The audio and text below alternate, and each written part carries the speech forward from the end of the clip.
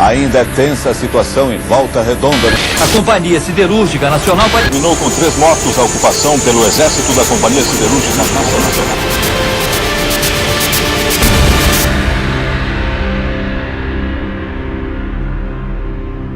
Eu tendo a considerar a greve de 88 como o apogeu, né, do movimento sindical do município de Volta Redonda, mais especificamente do movimento sindical ligado à Companhia Siderúrgica Nacional, né, e a historiografia em geral também tende a considerar que após um período que envolve as décadas de 60 e 70, né,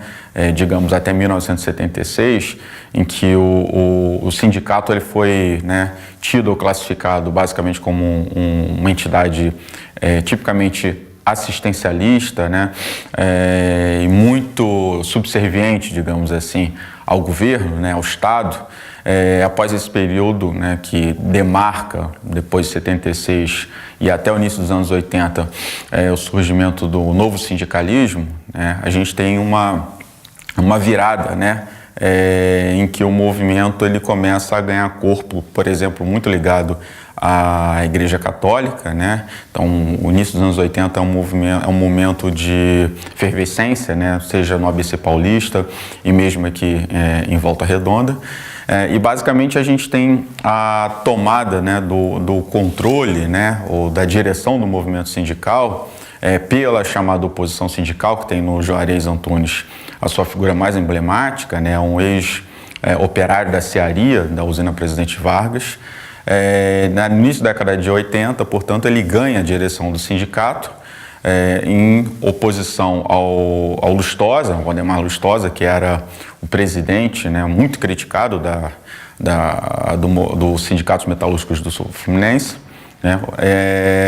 e a partir do momento que o Juarez assume a direção do sindicato, a gente tem um início de um ciclo de greves, né, de paralisações na usina,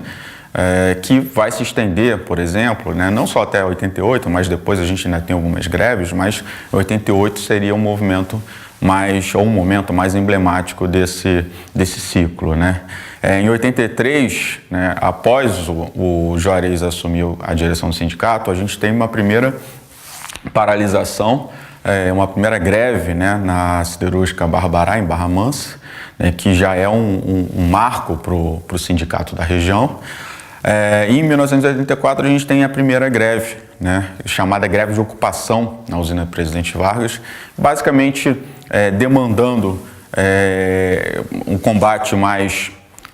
intenso por parte do governo federal ao reajuste salarial, né, reajuste salarial, reposição salarial, condições de trabalho também mais dignas para os trabalhadores, uma vez que a empresa vivia um processo de sucateamento intenso ao longo dos anos 80, né,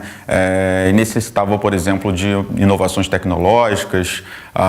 ou manutenção em certas partes da usina, né? Então a gente depois tem um ciclo de greves em 85, em 1986, sendo que a partir desse momento fica muito claro também a disposição do Exército no sentido de ocupar a usina, intervir militarmente, no sentido também de reprimir os trabalhadores e, consequentemente, frear, né,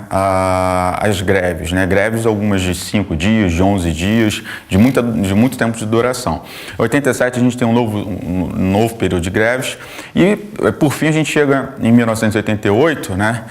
uma primeira paralisação no início do ano e depois a emblemática greve em novembro, né, que começa no dia 4 de novembro, né? E no dia 9 de novembro, 3 operários, né, a partir da intervenção do Exército, são mortos, o William, o Valmir e o Barroso, jovens operários da usina Presidente Vargas, né? A gente tem um momento que marca, né, pela cobertura nacional, né, por parte da mídia, né? O movimento sindical, eu diria que isso é um divisor de águas, né? A partir do momento que a gente tem 88 como um apogeu do movimento sindical aqui em Volta Redonda, a gente também, a partir de então, começa a observar, a testemunhar um certo declínio desse tipo de ação coletiva na cidade. A gente tem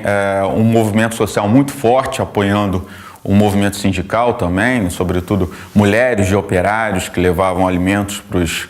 trabalhadores que estavam ocupando a usina naquele período, né? E a partir de então a gente tem a morte dos 3 operários, né? Basicamente as reivindicações eram reposição salarial, readmissão de trabalhadores demitidos em paralisações anteriores e uma importante vitória, né, que era uma reivindicação também, né, era a mudança do turno, a passagem do turno de 8 para 6 horas, né, além também da redução da repressão por parte da direção da usina, seja ao sindicato e seja aos trabalhadores, né, enfim, que estavam no seu direito de paralisar ou de protestar durante suas atividades, né.